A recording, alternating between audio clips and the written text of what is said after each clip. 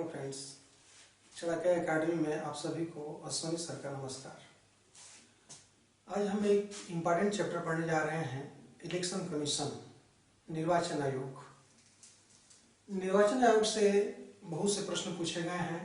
कोशिश ये है कि जितने प्रश्न पूछे गए हैं या भविष्य में संभावनाएं हैं, सबको इसमें शामिल किया जाए।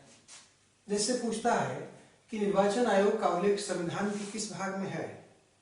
संविधान के भाग 15 में अनुच्छेद 324 से 329 तक। भारतीय संविधान के भाग 15 में अनुच्छेद 324 से 329 तक निर्वाचन आयोग का उल्लेख है। अब एक प्रश्न पूछता है कि भारत की निर्वाचन प्रणाली किस देश के अनुरूप है। तो भारत की निर्वाचन प्रणाली जो है ब्रिटेन के अनुरूप है। इलेक्शन कमीशन की स्थापना कब हुई? तो इलेक्शन कमीशन की स्थापना 25 जनवरी 1950 को हुई थी। एक प्रश्न पूछता है कि भारत में मतदाता दिवस क्यों मनाया जाता है, कब मत से मनाया जाता है। ध्यान रखेंगे कि कब मनाया जाता है, कब से मनाया जाता है। तो 25 जनवरी जो स्थापना दिवस है, 25 जनवरी को मतदाता दिवस के रूप में मनाया जाता है। और यह निर्णय 2011 से लिया गया था कि हम प्रत्येक 25 जनवरी को मतदाता दिवस के रूप में मनाएंगे। अब प्रश्न क्रिएट होता है कि वयस्क मताधिकार और लोकतंत्र। ध्यान रखेंगे कि लोकतंत्र और वयस्क मताधिकार, आप जानते होंगे कि लोकतंत्र में सरकार के प्रतिनिधियों का निर्वाचन आम नागरिक वयस्क मताधिकार के आधार पर करते हैं। दूसरे शब्दों में कह सकते हैं कि वयस्क मताधिकार लोकतंत्र का आधार है। लोकतंत्र में जनता अपने मतों का समुचित प्रयोग करे, इसके लिए निर्वाचन आयोग का गठन किया गया है। अर्थात निर्वाचन आयोग एक संवैधानिक संस्था है, अर्थात अस्थायी निकाय है। ध्यान रखेंगे कि एक प्रश्न पूछा जाता है कि भारत में महिलाओं को मत देने का अधिकार कब से मिला। तो 1919 के एक्ट में पहली बार प्रावधान था कि भारत में महिलाओं को मताधिकार दिया जाए, जो 1926 से एक्टिवेट हुआ था। अब देखें 324, भारतीय संविधान का अनुच्छेद 324 कहता है कि चुनाव आयोग बहुसदस्यीय होगा, अर्थात उसमें एक मुख्य निर्वाचन आयुक्त होंगे और अन्य आयुक्त होंगे। तो प्रश्न पूछा जाता है कि पहली बार निर्वाचन आयोग को बहुसदस्यीय कब बनाया गया। ध्यान रखेंगे कि पहली बार 1989 में राष्ट्रपति अधिसूचना के द्वारा निर्वाचन आयोग को बहुसदस्यीय बनाया गया था, किंतु विपक्ष, मीडिया तथा जनता की विरोध के कारण इसे रद्द कर दिया गया। तो फिर ये मामला कोर्ट में गया। सुप्रीम कोर्ट ने 1993 में MS धनोआ बनाम भारत सरकार वाद में डिसीजन दिया था, निर्णय दिया था कि संसद को अधिकार है कि वह चुनाव आयोग को बहुसदस्यीय बनाए, ऐसा संविधान में प्रावधान है।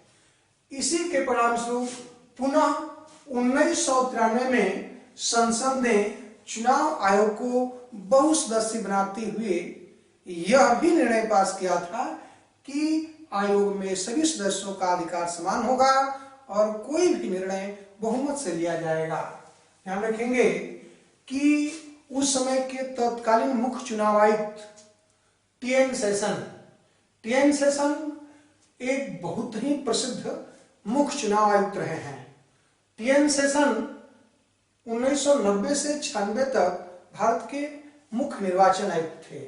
तो तत्कालीन मुख्य निर्वाचन आयुक्त TN सेशन ने सरकार के इस निर्णय की कोर्ट में चुनौती दी, किंतु न्यायपालिका ने उनकी चुनौती को रद्द कर दिया। ध्यान रखेंगे कि इलेक्शन कमीशन का जो व्यय होता है वह प्राधिकृत व्यय नहीं होता है। यद्यपि स्वायत्तता दी गई है, लेकिन व्यय प्राधिकृत नहीं है। उनके कर्मचारियों की निर्भरता राज्य सरकारों पर होती है, केंद्र सरकार पर होती है। तो इनका कार्यक्षेत्र अपरिभाषित था। उन्होंने न्यायालय में इस आधार पर चुनौती दी थी, इस तर्कों के साथ कि इलेक्शन कमीशन को अधिकार है कि वह निरपेक्ष चुनाव कराए, लेकिन उसके पास अधिकार क्या है? क्या हम चुनाव में संलग्न कर्मचारियों के विरुद्ध कोई अनुशासनिक कार्रवाई कर सकते हैं? क्या हम आवश्यक संख्या में कर्मचारियों की मांग कर सकते हैं? क्या अन्य चुनाव आयुक्तों की नियुक्ति से पूर्व मुख्य चुनाव आयुक्त से परामर्श लिया जा सकता है? क्योंकि अन्य चुनाव आयुक्तों की पदमुक्ति के लिए संविधान में मुख्य चुनाव आयुक्त से परामर्श की व्यवस्था है। तो क्या नियुक्ति में परामर्श लिया जाए या न लिया जाए? अपने अधिकार क्षेत्रों को परिभाषित करने के लिए उन्होंने बहुत से तर्क दिए थे, लेकिन सरकार का तर्क ये था कि शांति व्यवस्था स्थापित करना राज्य सरकार का उत्तरदायित्व है। कर्मचारियों के विरुद्ध कार्रवाई निर्वाचन आयोग नहीं करेगा, सरकार करेगी। तमाम इन दोनों के बीच सरकार और मुख्य चुनाव आयुक्त अर्थात इलेक्शन कमीशन के बीच विवाद उत्पन्न हुए। अंततः एक सीमा तक टीएन शेषन की मांग को स्वीकार कर लिया गया। तब उन्होंने अपने अधिकारों का प्रयोग करते हुए यह निर्देश जारी किया कि प्रत्येक प्रत्याशी एक निश्चित अवधि में अपने आय व्यय का विवरण दें। अनावश्यक जगहों पर पोस्टर चिपकाना प्रतिबंधित होगा। सभी मतदाताओं को पहचान पत्र मीन्स वोटर आईडी उपलब्ध कराई जाए, वरना 1994 से कोई चुनाव नहीं होगा। ध्यान रखेंगे, इस पर सभी विपक्षी पार्टियों ने या सत्ता पक्ष की पार्टियों ने, सभी राजनीतिक दलों ने एक सर्वदलीय बैठक की और उस बैठक में निर्णय लिया गया कि अभी सरकार के पास अभी इतना धन नहीं है कि लगभग 200 करोड़ इस अनुत्पादक कार्यों पर व्यय किया जाए। इसलिए सरकार ने कहा कि वोटर आईडी जारी होगा, किंतु खंडों में जारी होगा। आप देखे होंगे कि जब मतदान पहचान पत्र उपलब्ध कराया जा रहा था तो पूरे देश में एक साथ नहीं हुआ था, ब्लॉक वाइज डिस्ट्रिक्ट वाइज जारी किया जा रहा था। ध्यान रखेंगे कि टीएन शेषन के कारण ही आज चुनाव में पारदर्शिता आई हुई है। उसके लिए मुख्य उत्तरदायित्व टीएन शेषन है। और ये भी एक प्रश्न बनता है कि यही एकमात्र मुख्य निर्वाचन आयुक्त थे जो राष्ट्रपति का चुनाव लड़े, किंतु एपीजे अब्दुल कलाम के खिलाफ लड़े थे, इसलिए ये चुनाव हार गए थे। ध्यान रखेंगे। और प्रश्न ये है कि भारत में चुनाव कितने प्रकार के होते हैं? चुनाव प्रणाली कितनी है? तो 2 है ना। एक है अप्रत्यक्ष निर्वाचन प्रणाली और दूसरा है प्रत्यक्ष निर्वाचन प्रणाली। तो अप्रत्यक्ष निर्वाचन प्रणाली का स्पष्ट हम कह सकते हैं कि एक उदाहरण है राष्ट्रपति का चुनाव। हम राष्ट्रपति के चैप्टर में पढ़े हुए थे कि राष्ट्रपति का चुनाव कैसे होता है। तो राष्ट्रपति का चुनाव अप्रत्यक्ष निर्वाचन प्रणाली के द्वारा होता है, किंतु दूसरा जो पद्धति है प्रत्यक्ष निर्वाचन प्रणाली, जिसके द्वारा हम लोकसभा, विधानसभा या अस्थायी निकायों का चुनाव करते हैं, वो है प्रत्यक्ष निर्वाचन प्रणाली। अब थोड़ा सा आपको बताना चाहेंगे कि प्रत्यक्ष निर्वाचन प्रणाली का सिस्टम क्या है। सबसे पहले इलेक्शन कमीशन निर्वाचन आयोग कार्यक्रम तैयार करता है, चुनाव से संबंधित कार्यक्रम तैयार करता है, किंतु चुनाव की उद्घोषणा राष्ट्रपति या राज्यपाल करते हैं। इसके बाद अगली प्रक्रिया शुरू होती है कि पर्चा दाखिला, जिसको आप बोलते हैं कि नाम दाखिला। तो पर्चा दाखिले के लिए 8 दिन का समय दिया जाता है। इसके बाद 2 दिन का समय उनके लिए दिया जाता है जो चुनाव नहीं लड़ना चाहते हैं, मीन्स पर्चा वापसी के लिए, नाम वापसी के लिए 2 दिन का समय दिया जाता है। इसके बाद प्रत्याशियों की सूची अंतिम रूप से तैयार कर ली जाती है और उन्हें चुनाव प्रचार करने के लिए 14 दिन का समय दिया जाता है। ध्यान रखेंगे कि चुनाव समाप्त होने से 48 घंटा पूर्व प्रचार प्रसार माध्यमों द्वारा चुनाव प्रचार बंद कर दिया जाता है, किंतु व्यक्तिगत तौर पर पर्सनल प्रत्याशी मतदाताओं से जाकर मिल सकते हैं, ऐसी व्यवस्था है। इसमें देखते हैं कि प्रत्यक्ष निर्वाचन प्रणाली में प्रत्येक निर्वाचन क्षेत्र के लिए एक रिटर्निंग ऑफिसर होता है। ध्यान रखेंगे कि रिटर्निंग ऑफिसर चुनाव का ये मुख्य अधिकारी होता है और आमतौर पर returning officer DM district magistrate को बनाया जाता है। ध्यान रखेंगे कि क्योंकि यही विजयी प्रत्याशियों को प्रमाण पत्र देता है। प्रश्न पूछा गया है कि विजयी प्रत्याशियों को प्रमाण पत्र कौन देता है? वो होता है रिटर्निंग ऑफिसर।